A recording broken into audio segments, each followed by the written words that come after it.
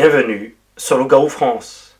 Et encore un témoignage qui s'ajoute à une multitude de témoignages.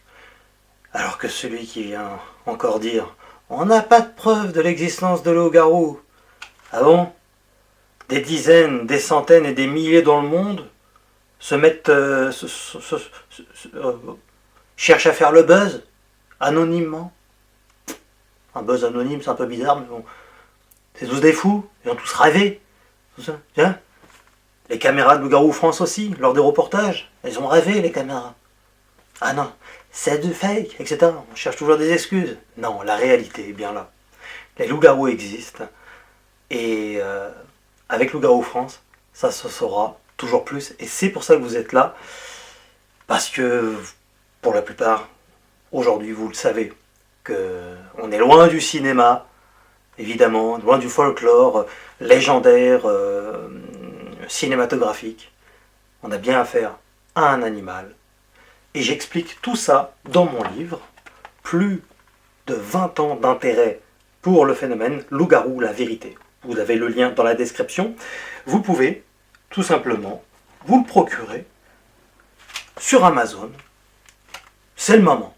Vous aurez toutes les réponses à vos questions en ce qui concerne le loup-garou. Voilà. On est parti avec un nouveau témoignage.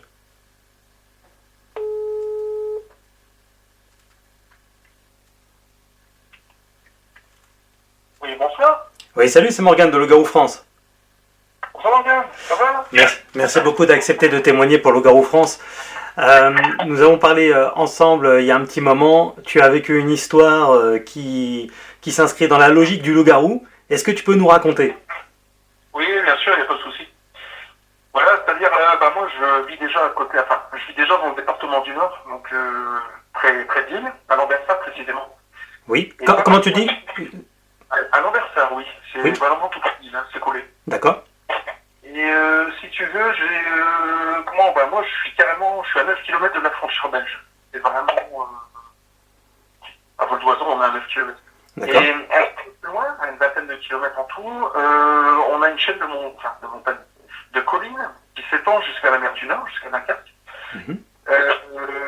qui s'appelle les Monts des Flandres. Et moi, je fais souvent de la randonnée là-bas. Oui. Et bon, si tu veux, il y a une dizaine de monts, quoi. Et moi, je suis particulièrement sur deux monts, entre le Mont Noir et le Mont Rouge, qui sont vraiment collés, quoi. Très bien. Et voilà. Et donc, ce jour-là, ce que je faisais, c'est que j'étais... Il y a combien de temps de ça? Il y a 12 ans, oui, en 2010. C'était fin août 2010. Ouais. D'accord. Et donc là, j'étais parti, justement ce jour-là, au matin, j'étais parti jusqu'au Mont Rouge. J'avais déposé ma voiture au sommet. Et puis, j'étais parti sur le Mont Noir en faisant une boucle pour revenir sur le Mont Rouge en fin d'après-midi. Mhm. Et justement, en fin d'après-midi, c'est fort boisé. Hein. Attention, c'est pas des ravins non plus, mais c'est quand même des sacrées descentes. Voilà, il y a quoi à ce qu'un loup-garou se planter dedans, quoi. Ouais, oui. Mhm.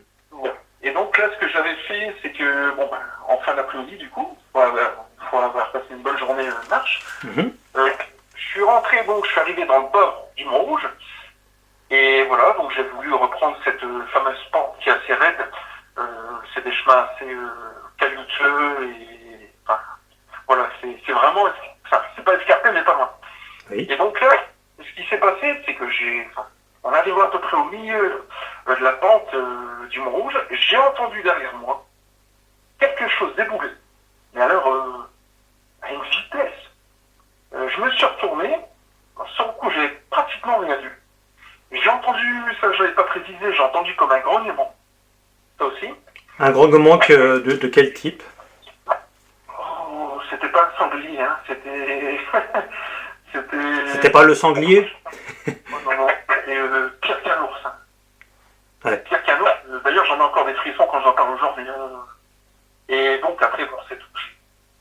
J'ai dit, je vais pas faire attention, c'est tout, je vais continuer ma route. Hein. Ouais. Mais cette chose, j'avais cru sur le coup qu'elle m'avait dépassé en montant, parce qu'elle était passée carrément dans la végétation, tu sais, dans tout ce qui est buissons, les gros feuillages, tout ça de la forêt. Mhm.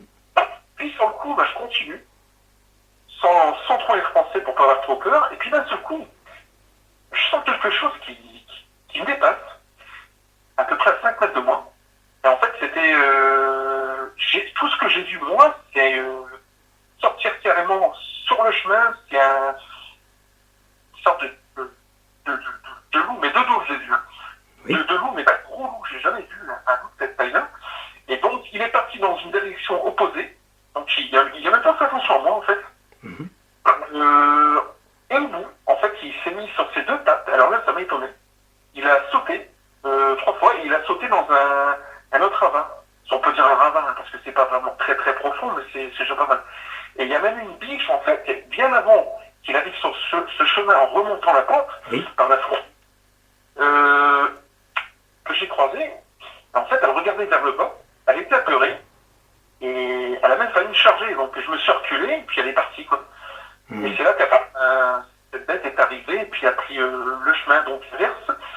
Et tout ce que j'ai pu voir de dos, c'était un animal assez poilu, assez noir, qui dégageait quand même une odeur, mais pas loin de la charogne, hein, comme je disais avant. Et Pas pourtant, très loin de la charogne. et t'étais à combien de mètres là? À 10 mètres? 5 mètres. Moi, 5 mètres? Il y a pas de moi, ouais. Ok. Et après, il a sauté de l'autre côté du chemin, il était il était quand même à pratiquement une cinquantaine de mètres. Hein. D'accord. Et il avait une queue en panache, une assez grosse queue Ouais. en panache. Les oreilles, j'ai pas le temps de voir, mais je sais qu'il était très très très très poilu de la tête au dos. J'ai jamais vu ça. Et nous, dans le Nord, on n'a pas de loup. Il y en a peut-être eu au Moyen-Âge, c'est vrai. Mais actuellement, je connais très bien la forêt. J'ai une balade assez. En tant qu'ancien cycliste amateur, j'étais mal de passer par là. Tout ce que je peux dire de ce qu'il y a de plus gros là-bas, c'est des chevreuils, après les petits garonneurs. Il n'y a pas d'ours, il n'y a pas de singe? Ah non, il n'y a pas d'ours chez nous. Non. Et ça faisait combien de temps que tu passais par là? Écoute, moi j'ai 38 ans. J'ai commencé vraiment avec les parents, donc dans les années 80. Donc je suis né en 84, donc 10. On va dire 88, 89, je commençais à aller par là parce que si tu veux, bon, on a le Mont Noir, c'est une petite rue commerciale en pleine montagne en fait, en pleine colline. Oui. Et donc on cherchait le tabac, tout ça à l'époque, hein, parce que c'était beaucoup moins cher côté belge. Mhm. Et il y avait des jeux, des attractions, tout ça, en pleine forêt, c'était déjà bien quoi. Et après j'ai continué à explorer, en passant en vélo, en faisant quelques brevets cyclistes amateurs, tout ça, en faisant de la randonnée. Ouais, d'accord. Connaître la forêt là-bas. Donc tu es passé un grand nombre de fois dans cette zone-là, tu n'avais jamais rien vu auparavant. Voilà, et je continue encore aujourd'hui. Hein. J'ai Ah oui. tous les. Je suis parti. Alors, alors du coup, tu as vu donc ce qu'on peut identifier clairement comme un loup-garou au vu de la description. Tu l'as vu donc en bipède. Ah ça oui. C'est-à-dire qu'une fois que tu avais emprunté ça serait difficile de te dire. Tu sais, c'est carrément une pente, mais alors qu'avec des arbres, c'est vraiment la forêt, des buissons, tout ça.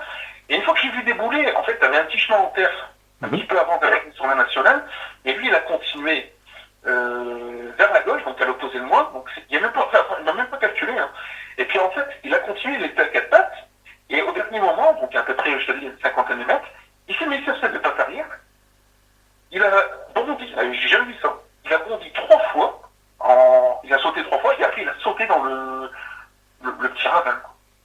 J'ai jamais vu ça. Est-ce que tu as eu le temps de voir ses bras? Non, parce que vu avec les... je sais pas si on peut parler de pénombre par rapport aux arbres en journée, tu sais... Ah oui. En fait, mais je voyais déjà qu'il était assez noir, assez grand, faisait bien 2 mètres passés, j'ai jamais vu ça, en étant bouche pas. Plus de 2 mètres, c'est ça? Ah, plus de 2 mètres. Hein. À la fin, ouais. Il faisait plus de 2 mètres et... mais si tu veux, c'est pas... Quand il a sauté 3 fois avant de sauter dans le petit ravin, il était vraiment... on aurait dit un kangourou. Il sautait en fait... Comment je veux dire? Quand il sautait pas les pieds joints, il sautait à pied à droite, à pied à gauche. Ah voilà, c'est ce que j'allais te demander. D'accord. Voilà. Oui, parce qu'il court de cette façon-là, effectivement, il ne saute pas comme comme un kangourou avec à 2 pattes comme ça, ouais. Ouais. En faisant des sons, en courant, voilà. Une patte à droite, une patte à gauche et 3 fois ça. Puis après, ça fait un bruit dans le feuillage, parce que bon, de l'autre côté, je connais les descentes. Laisse tomber. Et de cette distance-là, tu arrivais à distinguer une odeur. il est passé près de moi surtout. Quand il était à 5 mètres. Écoute, il y avait une odeur, parce que bon, comme j'expliquais l'autre jour, je travaillais quand j'étais plus jeune dans les fermes, hein, côté France comme côté Belgique. Oui. Et, pour avoir mon dimanche comme tous les gamins. Hein. Et puis, si tu veux, il y a... Voilà, c'était une odeur de cochon. Oui. De cochon, mais vraiment sale, avec une odeur de chien vraiment pas lavé depuis des mois. Tout à fait. Après la pluie. Si tu veux voir ce que je veux dire. Oui, oui. Oui, c'est assez récurrent. Ouais. Et alors, donc il se barre, il saute dans un précipice, on peut dire ça, enfin une sorte de précipice. Et qu'est-ce que toi tu fais à ce moment-là? Tu sors ton téléphone portable et tu prends une photo, évidemment. Non, c'est pas sur le coup, non, on a tellement... tu sais, c'est sur le fait, t'as le cerveau qui réagit, qui met du temps à réagir, qui dit, mais qu'est-ce que c'est que ce truc-là? T'as pas le temps. Et puis à l'époque, bon, on avait déjà des portables, mais on n'avait pas toute la technologie qu'on a sur Ah oui, aujourd'hui. il y a 12 ans, c'était plus téléphone mais presque à clapet. Ouais, voilà. Ouais, des trucs comme ça, quoi. Ou alors celui qui avait un téléphone comme ça, plat, c'était pas tout le monde, ouais, il y a 12 ans. Ça va, on se rend pas compte, hein, le temps passe vite. Hein, c'est... C'est pas grave, hein. Ouais. Mais voilà, c'est même que on aurait eu cette technologie-là aujourd'hui, pour moi, ça aurait été impossible. J'étais déjà dans une angoisse de voir ça. J'étais en train de me demander ce qui m'est arrivé, hein, parce que quand tu vois un truc comme ça, écoute, et puis de deux, non, ça aurait pas été possible. Ça a tellement été vite, et puis là, c'est pas possible. Ouais, ce que j'allais te dire, parce que tu sais, c'est toujours les questions de ceux qui ne connaissent pas et qui n'ont pas vraiment déjà regardé toutes les vidéos sur Loup-garou France, qui ont encore moins lu mon livre, malheureusement. Mais je te pose quand même la question pour ceux qui débarquent, si ça arrivait aujourd'hui, t'aurais le temps de prendre une photo, une vidéo? Sincèrement, non. Je te dis clairement, non. Je crois pas que je pourrais, je penserais plutôt à partir. Et c'est ce que tu as fait quand ça t'est arrivé? Tu es parti? Ah oui, je suis parti. La première chose que je me suis dit, c'est est-ce qu'il va revenir? On ne sait pas, parce que bon, moi je connais la descente de l'autre côté. Bon, un homme qui saute là, Ouais. il ressort avec des jambes cassées, c'est sûr. Et là, je me dis, si je me sauve pas, parce que il va peut-être revenir, il va peut-être s'en prendre un mot, on ne sait pas. Il m'a pas calculé, mais peut-être qu'il va me sentir par la suite qu'il va revenir. Donc j'ai pensé quelque chose, c'était monter quelques mètres plus haut en arrivant au sommet du Mont Rouge, monter dans ma voiture. Je suis reparti comme de rien n'était. Ouais. Et quand je suis resté à la maison, mes parents, ils ont vu que j'étais blanc, mais blanc comme un linge. Tu leur as dit? Ah, ouais. J'ai expliqué aux parents, bon, un peu le sourire. Ils ont un peu le sourire, mais bon, après, voilà. Et t'en as parlé à d'autres personnes depuis toutes ces années? Non, ben j'ose pas. J'ose pas, parce que bon, voilà, c'est... Si tu veux, t'as des personnes qui vont être ouvertes, t'as des personnes malheureusement qui vont dire non mais il est complètement pété le cerveau, ils vont te prendre pour un homme. Et sur le moment, tu t'es dit c'est un loup-garou directement ou pas? Sur le coup, non. Sur le coup, écoute, je pensais, quand j'ai vu partir en dos comme ça, bon, j'avais entendu le grognement, mais je me suis dit c'est peut-être parce que si tu veux, t'as des cerfs qui ont différents cris. Mhm. Donc je me suis dit c'est peut-être un cerf qui dispute avec un autre cerf. Et sur le coup, je pensais que c'était un autre cerf qui avait dévalé comme ça en remontant sur le petit chemin. Bon. Et puis quand j'ai vu le passage, je me dis c'est pas possible. Et quand je l'ai vu se mettre sur ses pattes arrière, hein, je me dis c'est encore moins possible. Et puis il n'y avait pas de bois, il n'y avait pas de corps, il n'y avait rien. Je me dis c'est quoi ce truc? Il faisait bien. Ah oui, et alors, il t'a fallu combien de temps pour découvrir, enfin pour comprendre vraiment ce que tu avais vu? Il faut qu'il a sauté. Sincèrement. Non, je veux dire, il t'a fallu combien d'années après pour savoir qu'en fait tu venais de voir un loup-garou? Écoute, c'est grâce à ta chaîne, grâce au témoignage, parce que bon, sur le coup, voilà. Après, j'y pensais souvent, parce que bon, je fais beaucoup de randonnées par là, Ouais. donc j'y pensais souvent. Et puis là, grâce à ta chaîne, je te cache pas, c'est ça qui m'a ouvert un peu les yeux, parce que je me suis dit, mais écoute, j'ai peut-être vu le responsable. Et puis il y avait beaucoup de témoignages, j'ai même eu un témoignage pas très très loin, chez moi à Straville, c'est pas très loin du Mont Rouge et du Mont Noir. Ouais. Là, ça m'a frappé. Je me suis dit, est-ce que c'est peut-être la même famille loup-garou, on ne sait jamais. Oui. Oui, tout à fait. Ouais, ouais. Oui, du coup, mais comment tu es tombé par hasard sur Loup-garou France ou t'as fait des recherches? Par hasard, tout simplement. Par hasard? Ouais, par hasard, Ah oui. ouais, c'est incroyable. Ouais, ouais. Ah, si tu veux, bon, là, c'est un rien à voir, parce que c'est de la cryptologie. Moi, je suis beaucoup sur le paranormal. Parce que c'est vrai que les gens confondent beaucoup le paranormal et la cryptologie, c'est pas pareil. Hein. Cryptozoologie. Ouais, Pardon, excuse-moi, ouais, c'est le soir. La cryptozoologie, ouais. ouais. Voilà, c'est pas du tout le même. Bon, moi, je m'intéressais beaucoup au départ aux revenants, enfin, aux revenants si on veut, aux fantômes, tout ça, parce que Oui, ça, j'ai oui. eu des expériences, mais voilà. Et puis là, je suis tombé sur, tu sais, bon, bah, sur YouTube, t'as tout qui s'affiche, et puis je vois Marie de Prière, enfin, je vois Loup-garou France, et puis bon, je t'avais déjà vu, hein, en fait, sur un YouTube, et puis je dis, bah écoute, je vais regarder, parce que Loup-garou France, bon, j'aimerais bien savoir quand même. Ouais. Tiens, non. Puis là, j'ai l'histoire qui m'est revenue en tête. Eh oui, Et incroyable. voilà, j'écoute les témoignages, je lui en parle ou pas?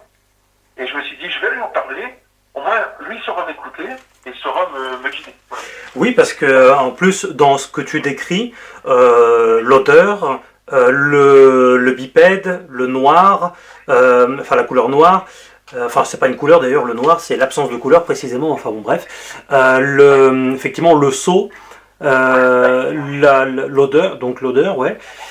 Euh, ouais, effectivement, ouais, ça correspond tout à fait à 2 mètres aussi, la taille. Enfin, je veux dire, effectivement, c'est pas un sanglier. Ah non, non, non, non, non. Non, les sangliers, j'en crois. Enfin, on peut pas toujours les croiser, souvent, il faut savoir où les trouver, surtout par là. Ouais. Mais j'en croise quelques fois, surtout avec les petits. Hein. Je peux te dire que non. Et puis un sanglier qui viendrait se mettre debout d'un seul coup, comme ça, qui ferait autant de mètres, et qui aurait été croisé avec un loup des Pyrénées qui serait venu liquer dans le coin, je sais pas, mais. Ouais. Et alors du coup, depuis tout ce temps-là, en fait, enfin, t'as quasiment gardé ça que pour toi, hein, si je comprends bien. Là, je préfère, ouais, parce que même pour, tu vois, même pour le paranormal, tout ça, j'en parle pas, même pas aux collègues, même pas aux amis autour, Ouais. même pas à la famille, parce que moi je dis, on va me prendre pour un débile, hein, tu sais. Les gens, ils sont ouverts, c'est vrai, hein, ils sont ouverts, mais voilà, si tu veux te mettre à parler de quelque chose comme ça, on va te regarder, ils vont se regarder, ils vont se dire, mais merde, mais qu'est-ce Ouais. que tu prends le L'ouverture a des limites. Ouais. Voilà. Ouais.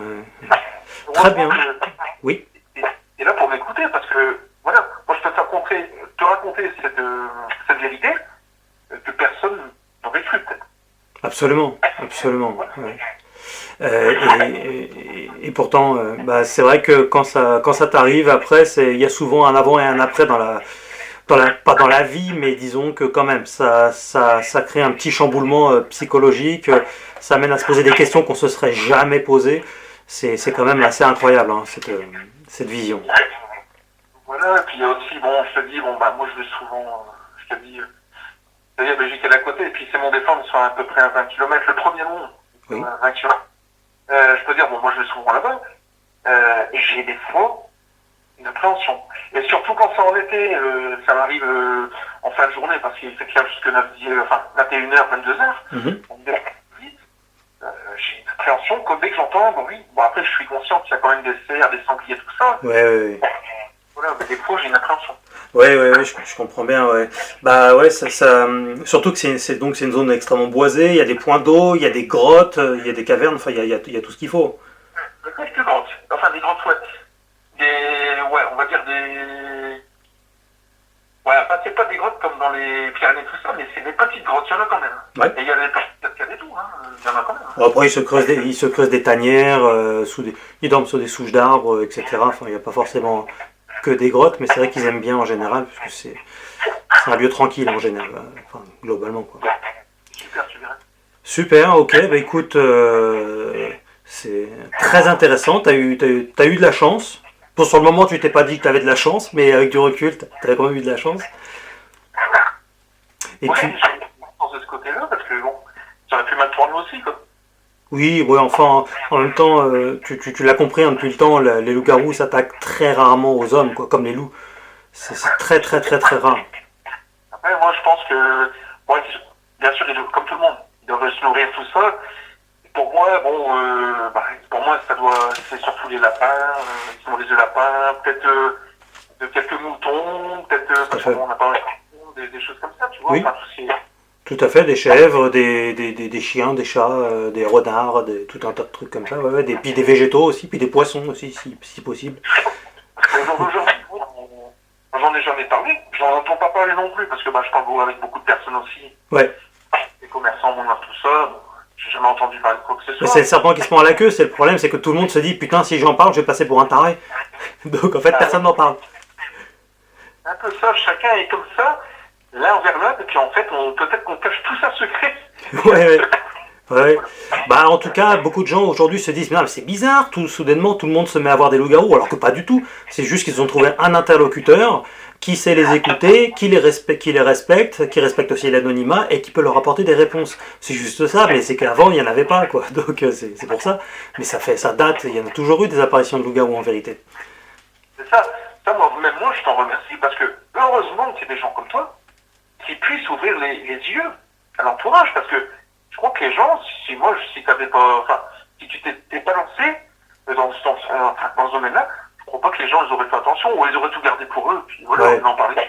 Ouais. Et voilà, pour moi, je veux dire, sincèrement, voilà, c'est cette histoire de loup-garou, enfin, pour moi, c'est un animal, donc pour moi, c'est bien loup-garou, mais c'est un animal qui n'a pas été répertorié en fait, parce que tu as des tas d'animaux, je crois que tu as 50% dans le monde, des animaux qui n'ont pas été répertoriés, qui sont peut-être pas connus, quoi.